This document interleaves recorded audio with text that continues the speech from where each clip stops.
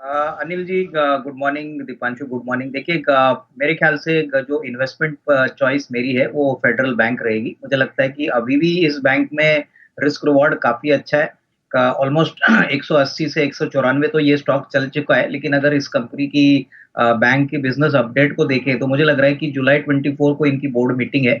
Numbers अच्छे आने की उम्मीद है, प्लस कमेंट्री पिछली बार भी काफी अच्छी थी।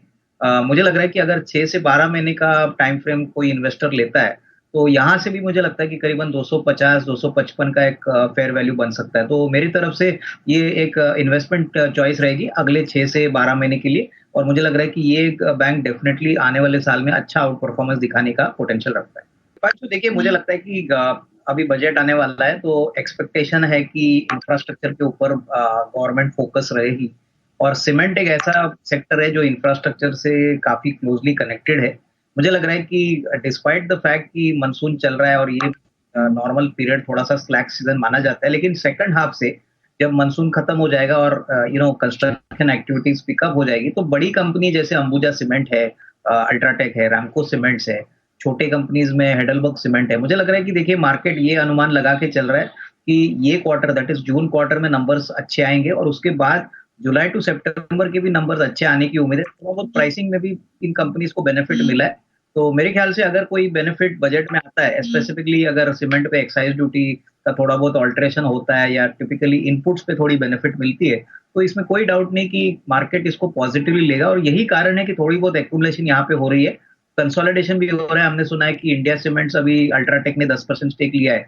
तो कहीं ना कहीं मार्केट ये अनुमान भी लगा रहा है कि कुछ कॉर्पोरेट अनाउंसमेंट्स भी आने वाले क्वार्टर्स में आ सकते हैं। तो I think definitely medium to long term के लिए आउटलुक पॉजिटिव है, और उसी लिए आपको यहाँ पे डेफिनेटली अच्छी वैल्यू बाइंग कंटिन्यूसली दिखाई दी। नहीं, बिल्कुल। देखिए, सारी जो डेयरी कंपनीज है वहां पे एक बात जो क्लियरली विजिबल है, वो ये है कि रॉ मटेरियल के प्राइसेस काफी कॉम्पिटिटिवली और लो प्राइस्ड हो चुके हैं। तो उसी कारण से रेवेन्यू 10% बढ़ा है, प्रॉफिट करीबन 60-62% बढ़ा है। और मुझे लगता है कि आज इस कंपनी का कॉन कॉल भी है, तो आई थिंक मैनेजमेंट की कमेंट्री हमको पता चलेगी कि ये ट्रैक्शन जो प्रॉफिट में हमने देखा है वो कितना सस्टेनेबल है। अगर ये सस्टेन्ड होता है आने वाले साल के लिए, तो डेफिनेटली कोई डाउट नहीं है कि इसमें और थोड़ी रीरेटिंग आने की उम्मीद है, क्योंकि ओवरऑल डेयरी सेक्टर बहुत समय के बाद अपटिक दिखा रहा है। और अगर ये रॉ मटेरियल एडवांटेज मिलता है प्लस वॉल्यूम ग्रोथ भी इन कंपनीज को आता है, तो definitely Hatsun Agro should do well. तो आई थिंक जिनके पास है वो होल्ड करें। मेरे ख्याल से फ्रेश बाइंग कॉन कॉल के बाद एक क्लियरिटी आएगी तभी करना शायद ठीक रहेगा।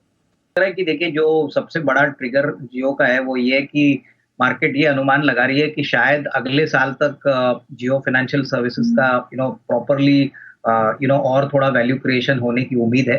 मेरे ख्याल से ऑलरेडी काफी फॉरेन ब्रोकरेज हाउसेज ने कहा है कि इसकी वैल्यू अगर थोड़ी सी और अनलॉक होती है, तो डेफिनेटली जो पेरेंट कंपनी है रिलायंस को तो फायदा होगा ही, बट शेयर होल्डर्स को भी फायदा होगा। और ये एक ऐसा स्टॉक है जो आपको 1.5-2 साल के नजरिए से ही लेना है, क्योंकि देखिए अभी भी इस कंपनी का जो ऑपरेशनल रेवेन्यू है वो अभी शुरू नहीं हो चुका है। ट्रेजरी इनकम से ही ज्यादातर इनकम आ रहा है। तो अभी फंडामेंटल्स के वो पॉइंट ऑफ व्यू से इसमें कोई कॉल लेना ठीक नहीं रहेगा। बट हाँ, अगर 1.5-2 साल का नजरिया है, तो ये पूरी फाइनेंशियल सर्विसेज को डिस्टर्ब करने का पोटेंशियल रखता है। और यही कारण है कि मार्केट्स में इसमें रुचि है, और डेफिनेटली मुझे लगता है कि लॉन्ग टर्म में अच्छा पैसा बना। दीपांशु, देखिए, एस्कॉर्ट्स बेसिकली ज्यादातर रूरल मार्केट्स में काम करता है, और इस बजट में काफी स्ट्रांग एक्सपेक्टेशंस है कि रूरल रिलेटेड जो भी सेक्टर्स है वहां पे बड़े अनाउंसमेंट्स पॉजिटिवली आने की अपेक्षा रहेगी। तो आई थिंक वही कारण है कि एस्कॉर्ट्स में वॉल्यूम ग्रोथ थोड़ा सा धीमा होने के बावजूद स्टॉक में अच्छी रुझान है। मेरे ख्याल से एग्रीकल्चर और फार्मिंग सेक्टर को लेके कई बड़े अनाउंसमेंट्स आने की उम्मीद है, स्पेसिफिकली फर्टिलाइजर्स को, एग्रोकेमिकल्स को, फार्म इम्प्लीमेंट्स को। तो मुझे लगता है कि ये शायद थोड़ा सा प्रीएम्प्ट बाइंग हो रही है। फंडामेंटल्स तो हमको देखना पड़ेगा कि अप्रैल के जून के क्वार्टर में कितना ग्रोथ हो गया है, किस प्रकार के नंबर आएंगे। बट आई थिंक अगर नंबर ठीक ठाक आते हैं और बजट का अनाउंसमेंट भी पॉजिटिव होता है, तो मेरे ख्याल से इसमें कोई डाउट नहीं कि एस्कॉर्ट्स एक लीडिंग ट्रैक्टर कंपनी है। अभी तो एक एमएनसी कंपनी बनी है, तो उसका भी फायदा इस कंपनी को मिलेगा। तो मेरे ख्याल से I think definitely medium to long term के लिए अच्छा है, लेकिन शॉर्ट टर्म मोमेंटम डिपेंड करेगा कि बजट में एक्चुअल अनाउंसमेंट्स फार्म सेक्टर को लेके क्या आते हैं। तो देखिए, पॉजिटिव है क्योंकि कॉर्पोरेट्स के लिए अगर प्री कैलकुलेशन होता है और उसमें नंबर थोड़ा सा पहले से कम आता है, तो इसमें कोई डाउट नहीं कि देखिए शॉर्ट टर्म में तो ये एक सेंटिमेंटल बूस्टर वाला काम रहेगा। अभी कितना पैसा रिकैलकुलेट करके कम आता है, कितना कंपनी को बेनिफिट मिलता है, ये अभी कहना मुश्किल है। लेकिन एक बात तो क्लियर है कि देखिए सबसे बड़ा चैलेंज वोडाफोन का है कि इनके कस्टमर्स अभी हर क्वार्टर में कम हो रहे हैं और कर्जे का बर्डन काफी ज्यादा है। तो मुझे लगता है कि देखिए ये तो एक near term kind of sentimental booster रहेगा एजीआर का डिसीजन अगर आता है। But going forward competition telecom market में बहुत फियर्स है। अगर कस्टमर्स कंपनी मेंटेन नहीं कर पाती तो मेरे ख्याल से मोटा मोटी ये बिजनेस को झेलने के लिए वोडाफोन को बहुत दिक्कत लग रहेगी, क्योंकि 5G के लिए बहुत सारा पैसा लगने वाला है नेटवर्क बढ़ाने के लिए।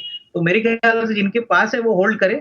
ऐसे स्टॉक में इस लेवल पे मेरे ख्याल से फ्रेश निवेश करना शायद ठीक नहीं रहेगा। थोड़ा सा डिसीजन आने दीजिए और उसके बाद मेरे ख्याल से क्लैरिटी आएगी तो डेफिनेटली इसमें कोई डाउट नहीं कि वोडाफोन में भी अच्छी पॉजिटिव ट्रैक्शन आने की पॉसिबिलिटी रहेगी। अनिल जी, मेरा 10 की कमाई का स्टॉक पहले का एक स्टॉक है लार्सन एंड टूब्रो।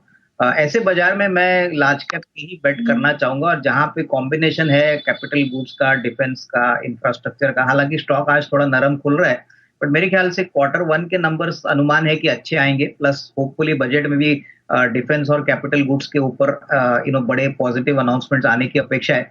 तो 3650 का अभी रेट चल रहा है, मेरे ख्याल से काफी बेहतरीन रेट है। अगर 3600 तक भी मिलता है तो इसको खरीदना चाहिए। करीबन 3850 3900 का एक नियर टर्म का टारगेट अगले 3 से 6 महीने में डेफिनेटली पॉसिबल लग रहा है। तो ये एक अच्छा short to medium term kind of pick रहेगा मेरी।